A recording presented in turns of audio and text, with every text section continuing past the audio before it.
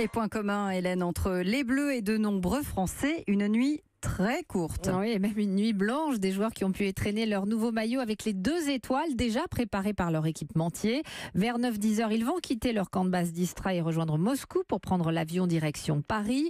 15h55, c'est précis, arrivé à Roissy où ils seront accueillis par les pompiers de l'aéroport qui vont arroser l'avion avec leur lance en signe de bienvenue et de félicitations. La ministre des Sports, Laura Flessel, sera sur le tarmac et ils partiront ensuite en convoi pour rejoindre les Champs-Élysées. Pour la suite, les détails avec Martin Fenot.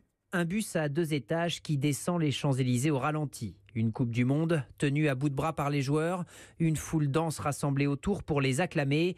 Comme en 98, les Bleus vont parader, fêter leur victoire entre la place de l'Étoile et la place de la Concorde. Départ à 17h30 au pied de l'Arc de Triomphe. Le parcours du bus sera encadré par des barrières pour sécuriser la descente. 19h, cocktail présidentiel. Les Bleus sont invités au Palais de l'Élysée, accueillis par Emmanuel Macron et la Première Dame, entourés par de jeunes footballeurs de Bondy, Suresnes, Vincennes et Roissy, les villes d'origine de certains joueurs. Autour des Champs-Élysées, 2000 policiers et gendarmes sécuriseront l'événement.